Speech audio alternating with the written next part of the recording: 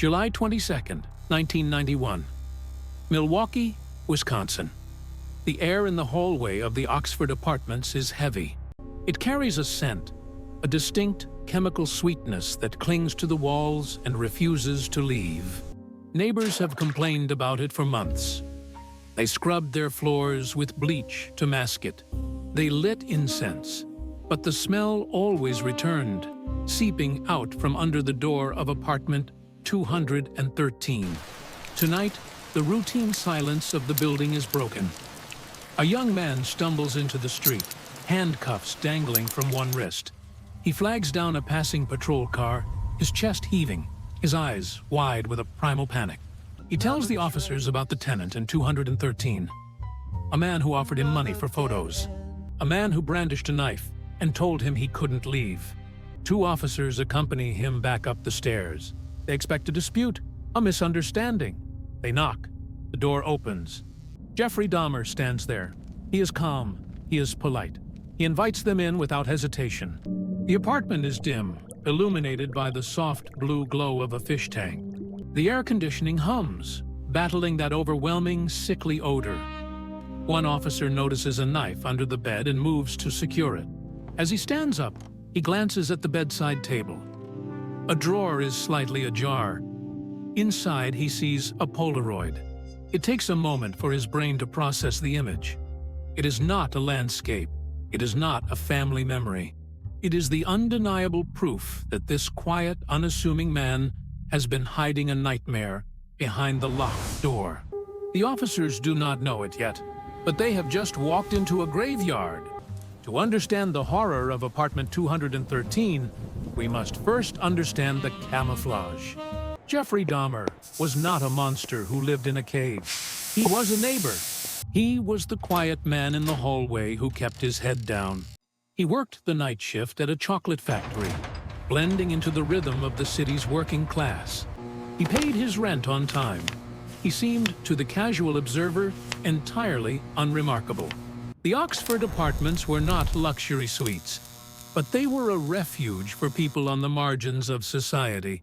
It was a place where anonymity was respected, where people didn't ask too many questions. For Dahmer, this was the perfect ecosystem. The transient nature of the residence meant that faces came and went. A new visitor entering apartment 213 didn't raise alarms. It was just another guest. The victims he lured here were often young men looking for something simple. A connection, a drink, perhaps $50 for a few photographs. They were dreamers, drifters, or just boys in the wrong place at the wrong time. They saw a soft-spoken, awkward man, not a predator. They saw the beige walls and the fish tank, symbols of a domestic life. This was the trap. The contrast between the mundane setting, the hum of the refrigerator, the late-night television, and the darkness Dahmer harbored is what makes this case so chilling. He created a false sense of security. He offered them a beer, perhaps spiked with a sedative, and watched as the lights in their eyes faded. The apartment was a stage, set to look like a home, but designed to function as a slaughterhouse. Outside, the city of Milwaukee moved on. Children played in the streets. Neighbors cooked dinner, the smell of food battling the strange odor from the vents. Life was aggressively normal, just inches away from where lives were being systematically dismantled. The calm was not real. It was a thin veneer over a terrifying reality. And on that July night, the veneer was about to shatter.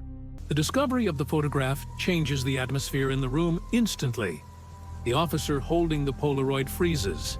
The image is grainy, distinct, and undeniable. It depicts a human body, dismembered and posed. In that split second, the officer realizes that the polite man standing near the door is not a victim of harassment, but the architect of something unspeakable. Dahmer sees the realization in the officer's eyes. The calm facade cracks. He lunges. It is a desperate, clumsy attempt to overpower them. A final fight or flight response from a predator who knows the cage is closed. The struggle is brief. They wrestle him to the floor, the handcuffs clicking shut. As he is pinned, he mutters a sentence that would set the tone for the entire investigation. For what I did, I should be dead. Backup is called. The apartment is secured. What follows is not a standard crime scene investigation. It is an archaeological dig into madness. Detectives begin to process the space. They move with caution.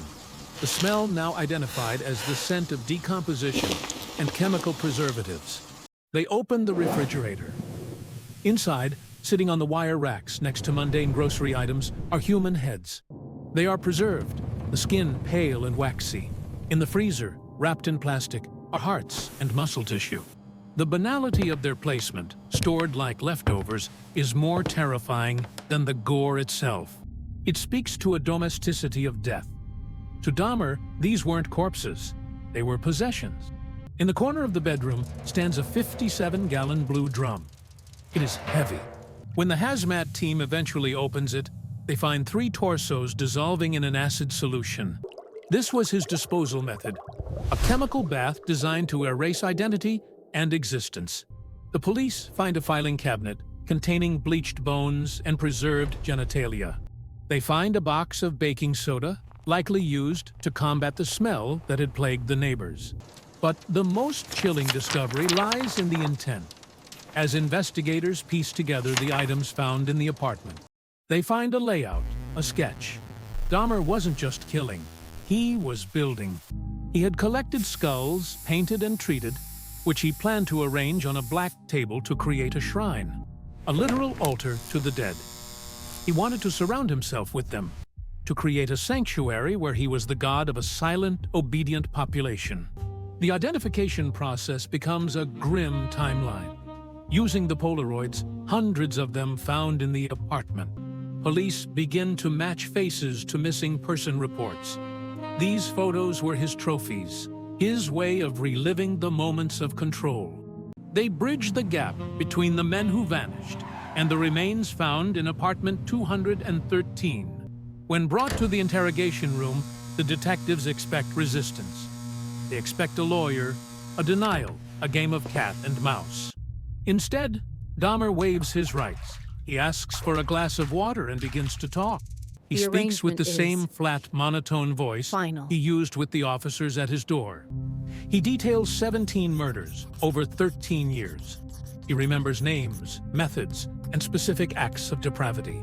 He creates a map of the violence in his own words, peeling back the layers of his mind for the detectives, who can do nothing but listen and write.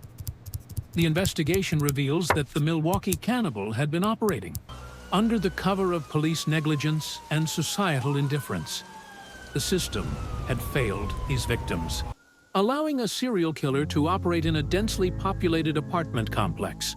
The blue lights of the police cruisers outside illuminate a building that will forever be marked by what was found inside. A factory of death, run by a quiet, lonely man. We must now pause the timeline to confront the most difficult question. Why? Not just why did he kill, but why did he keep? Jeffrey Dahmer does not fit the typical profile of a sadistic predator who derives pleasure solely from the infliction of pain. He was not motivated by hatred or revenge or a desire to punish. His pathology is far more tragic and far more terrifying. It was rooted in a cavernous, pathological loneliness, a void so deep that it distorted his reality, until the only way he could connect with another human being was to completely and totally possess them. To understand the man in apartment 213, we must look back to the boy who collected roadkill. The McDonald Triad, a set of 3 behavioral markers often found in the childhoods of serial offenders, usually points to bedwetting, arson, and cruelty to animals. Dahmer's case is specific. He didn't torture animals, he dismantled them. He was obsessed with the internal mechanics, the bones. The hard, permanent structures that remained after life had faded. He found comfort in the static nature of the skeleton. People leave, people argue, people have free will. Bones do not. They are quiet, they are permanent, and they can be arranged. This obsession with permanence became the engine of his crimes. Dahmer suffered from profound abandonment issues. Every time a partner wanted to leave, every time the clock ticked toward the morning. When a guest would walk out the door, Panic set in. He couldn't handle the transience of human connection. He didn't want the night to end. He didn't want to be alone again. This fear drove him to his most disturbing experiment, the creation of a living zombie. This wasn't just violence. It was a crude, horrifying attempt at surgery. He drilled into the skulls of his victims while they were unconscious, injecting acid or boiling water. The goal was not death. He wanted to strip away their higher brain functions, their personality, their will, their ability to leave, while keeping the body alive. He wanted a companion who was physically present, but spiritually vacant. An automaton that would sit on the couch, watch TV, and never say goodbye. It is a grotesque manifestation of the desire for unconditional acceptance. He wanted a relationship without the risk of rejection. When these experiments failed, and the victims died, his compulsion shifted to the physical remains. This brings us to the shrine. The altar of skulls he planned to build was not a monument to terror. It was a sanctuary for his own comfort. He believed that by surrounding himself with these remnants, he could harness a collective energy. He was building a family of silent watchers. In his mind, he wasn't hoarding death. He was gathering company. This need for total integration explains the cannibalism. In clinical psychology, we often see this as the ultimate form of objectification and possession. By consuming the flesh of his victims, Dahmer believed they would become a part of him forever. It was a primitive, magical thinking. If you are inside me, you can never leave me. It was the final desperate act of a man trying to fill the emptiness inside himself with the literal substance of others. We must also analyze his demeanor. During his confession and in subsequent interviews, Dahmer displayed a flat affect.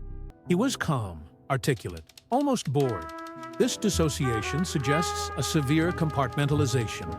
There was Jeff, the quiet neighbor, and Jeff, the monster. And the wall between them was absolute.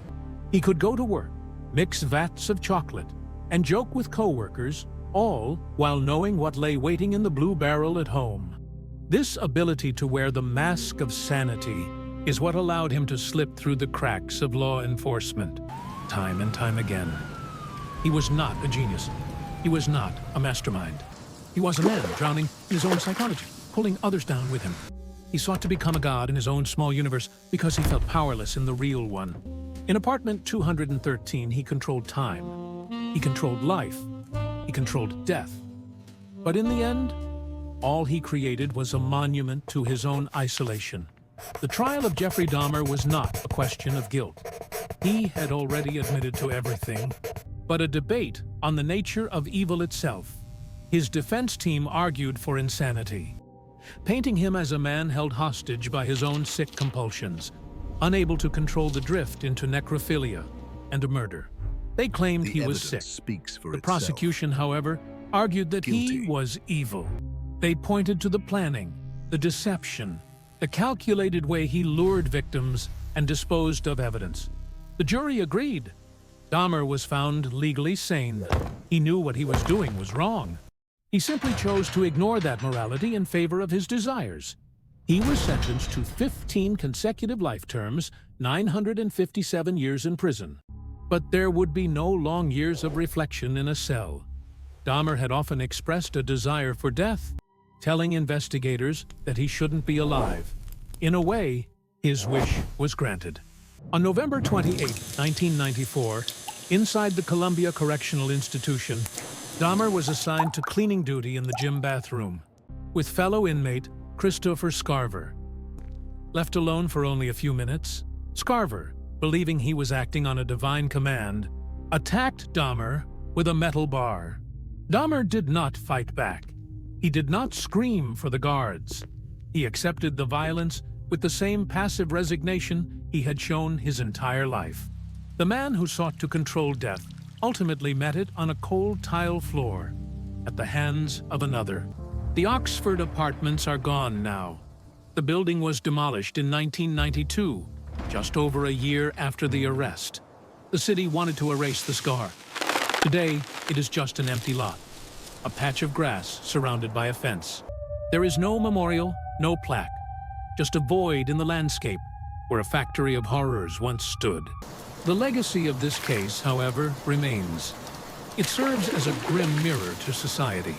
Jeffrey Dahmer was able to kill 17 men and boys, not because he was a criminal mastermind, but because he preyed on those society often overlooked: minorities, gay men, the poor. He operated in the blind spots of the system. When you walk down the hallway of your own apartment building, or look at the quiet house across the street, remember Jeffrey Dahmer. He reminds us that the face of a monster is rarely twisted or scary. It is often polite. It is often quiet. It is the face of the man who holds the elevator door for you, smiles, and then goes home to a world you could never imagine. What do you think was the critical failure in this case? Was it the police who returned a victim to Dahmer's care? Or a society that ignored the disappearance of young men on the margins? Let me know in the comments below. Stay safe, stay observant, and I'll see you in the next case.